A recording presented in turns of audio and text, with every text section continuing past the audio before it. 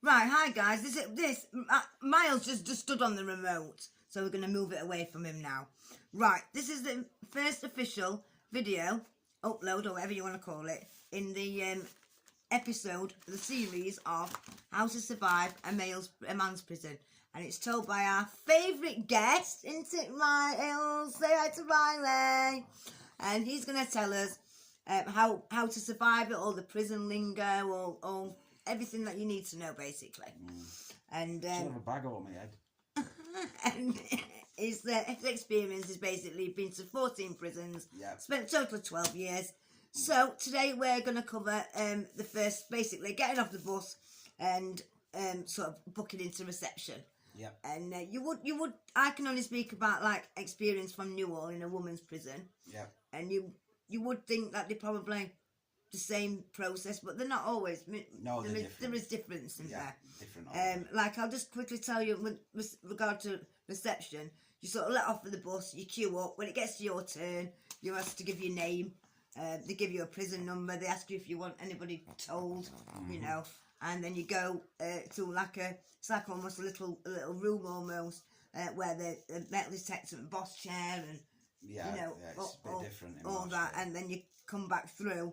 And when you go back through to the other side of this desk, that's where they deal with your property. Yeah. And then you go into a little room and you wait for the nurse. If you're withdrawing and you do a sample. But in different order. So let's So go on then. So you've got off of the bus. You're in the queue. You're walking through the door. They let you off one by one, so they can sort you and then get you into a holding room. Right. Okay. And then they do another one. So I said there's 10 on bus. They take like 5 minutes per man. Right. For you all to get scanned and stuff. Yeah. So you go in through a metal detector like what they have at airports. Actually, I think there is one. A doorway. That's that when you. And most people go through that and it don't go off. But if right. you've got a lighter or a bell, well, you shouldn't have a bell, should you? No, it'll be a big problem. If you smuggled out like a lighter it'll set it off. Right. Okay. You know what I mean? Yeah. And then because it don't work on your feet, they take your shoes off you. They take them into a room from counter where you go to. Yeah. Scan them. And they're back with you in a matter of 30 seconds, a minute. Again, like an airport. Yeah. You put them on your shoes, then you walk round into another room where the body scanner is, and you stand on conveyor belt. It sends you sideways. Okay, explain that. Well, you stand and you face the camera. Yeah. And you hold two handrails and stay still, and it switches on, and it goes in front of you. Oh, it literally moves you. Yeah, you're on a conveyor belt, and it. No way. The camera's there, and it moves you in front of body scanner, and then it goes back again, and then it stops, and you step off. Is this a new thing, or has this been like that? No, it's new. Last couple of years. Wow. Okay. And it looks inside you, and then you get off conveyor belt, and you walk round back of the officer who's at a desk in front of you, and he shows you the screen, so he shows you your body. So. And if what it's not there, they're looking for phones or parcels or. Right. So without being crude, yes, that's what I was going to ask. If you plugged a phone, a little phone or a big phone, they'd see it. Right. No ifs and buts about it. Right. Yeah, because again, without being crude, like people, you need it to look like your bowels are full. Yeah. Well, if you've got your phone ain't going to be able to do that. But if you've got drugs, if it's weed or powdered, yeah, drugs, like maybe compressed it tablets, with cling film and stuff. Yeah, well, would you if get away it's with tablets, you'd have to open capsules if they were capsules, and to empty all powder out, and then wrap it in cling film to the size of a turd. Right. Okay. Yeah. A small turd. Right. And no knots, and in it or out like that. And even, I suppose that's not foolproof, I guess, isn't it? Yeah, because it looks like shit. Yes, but okay. If it's a powder or you have to grind the weed up, or right, okay. If the drugs are in lumps, you have to break it into powder. Is there ever drug dogs in there at times? Not in reception. No. And then it scans you, obviously. Right. Okay. But if you shove your parcels in, there's a certain line in your body, and anything below that line, they make you like. If it's dropped below that line, it could be but because you're on methadone, if you're a user, it tends to constipate you, so you'll have quite a lot inside you. Oh, right, okay. So it will be below that line anyway, probably, because it's the bottom of your bowels. Right, but maybe if you've not got a history of drug use, you might. Yeah, it'd be above that line, so they just let you through. Right, okay. But if it's below that line, they make you go in the toilet and sort of like have a poo. Or yeah, whatever. because it's a different sort of toilet though, isn't it? Yeah, it's a glass one. And it comes through, doesn't it? Yeah. Rather than it go down into sewer. Yeah, it goes into a like you see on tub. like you see on a tub, yeah. TV. Then but it's scanned as it's falling down toilet. Oh right, okay. So it goes into the tub, and then if there's out in it, it stays in the tub. If they're in, it just releases out of that one. Oh right, okay. But they're looking for anything. Obviously, you've got to get it out of you, because they'll just keep you down there. So if they didn't when you go back and you've had a poo, it's. But all you've got to do is put your finger up your ass and shove it further up. Shove it up a bit more, and then go back, and it's above line. So right. So if they like, you know, oh, you've got a phone, and you like rushed away from everybody, and you dealt with. There's nowhere to go, is there? No, I'm saying the police. No, I'm saying what you're saying. Yeah, not the police. The screws. Are they? Yeah, they put you in a separate holding room. Right. So others, they put you into one of the holding rooms what's got like see through. They can watch you. Right, so let's say you've gone through, you've not got anything then. So if you give them a phone, you don't get nicked out. No, you just right, okay, right, yeah. So you've gone through that then. So now we're going through that room. And then once they've done that palaver, they'll put you in a holding room, lock the door. But the holding room's it's got all glass panels. No, I'm on about if you haven't, you know, you've gone straight through, you've not got anything. So that's what I'm on about. They put you into a holding room, and then they get the next man off the bus and do the same with him. Then he goes into a holding room with you. They do that with them all until you're all in a holding room, and then they'll go to the first one who came in first, and they'll take you out of the holding room and move you on to the next part of the process. Move you to a counter. Oh right, and then your bag of clothes is there. You go through your clothes. They tell you what you can have, what you can't have. Like you can't have black jackets. You can't have jackets with hoods. That's because the screws wear black. Screws wear black, yeah. And if it's a black sweatshirt and it says Nike in massive white letters, some screws will let you have it, some won't. Right, okay. Depends which one you get on desk. Right, okay. And you go through all that, and then they give you a prison number, which is once they give you that number, if you ever go back to prison again, you'll get the same number. Yeah, you get it for life, don't you? It's a life number, basically. And then they'll set phones there. Do you want to make a phone call? And what while you're on phone, I can't remember get the next person out and start doing their property. I can't remember the There's only two out at holding room at the same time. Right, okay. I can't remember my prison number. Is it your initials? No, it's not. It's just a whole number. It's just a made up number. Right, okay. Like mine's A9164AP. Okay, right. And I've had that for 10 years. Before that, you used to get a different one every time you went in. Okay. Right then, so you're giving. So then now really you're officially at prison, right? You're with your prison number and stuff like that. So you're booked in. If you want to call someone, you can. You can have a shower as well if you're scruffer. All right, but I suppose that's at the end, is it? That. Yeah. Well, when you get your clothes at counter, they say to you, "Do you want a shower?" If you don't want one, you go straight on phone. If you have a shower, the person who's next will go on the phone while you're in shower. Right. Okay. And then when you come out of the shower, if they want a shower, then they'll swap with you. Right. So you have two people out at holding room at the same time, apart from when they fetch one to the doctor. Right. So in New Orleans, it's your property, like you just said. You also then are given like a net wash bag, and in that is a plastic plate, a plastic bowl, plastic cup, knife and fork, plastic obviously, a night shirt, sachets of shampoo and conditioner, a comb. Same in mum's, but you get obviously not a nightie. Yeah, you don't get a nightie now, but you can get pyjamas. Right, okay. If you ask for pyjamas, they'll give pyjamas, right. Bottoms and a jacket, but they're always too small anyway.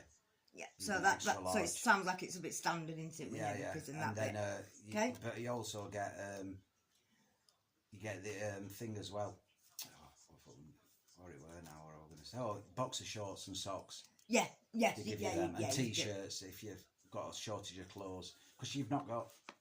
If you got arrested on the street, sort of thing, you haven't got clothes with you. If you've got a court, you've got a bag of clothes. You can request them but you won't get them on that. No, you get them off on wing. They get sent to you in a parcel. Then cash. If you've got any cash on you. If you've got any cash on you. Can that go on to you? They've already got the cash. Right. Okay. How have they already got that then? Because they took it off you at court. Oh right, and it can. Okay. Right. You've got nothing on you. If you're withdrawing and you say you want to see the nurse, you piss test, and she just sort of rings who she needs to ring and confirms you are. Confirms you're on methadone or if you're not, and if you've had it today or you haven't. Yeah. If If you haven't had it today, you'll get it at 9 o'clock at night. And then you don't get it until you go to the first night centre in Newhall. No, you don't. You get it on wing, yeah. Yeah. So basically, when you've done that, you end up sitting in a little room in a Can be for ages. waiting for everybody else to go through that. Sometimes you eat your tea down there. Right, that's another question I was just going to ask. So, you're just waiting for everybody else to go through the whole thing, so you can all be taken over. I've been down there for 5 hours before. Bloody hell. Be waiting, so you can all go over to the first night centre together, so to speak.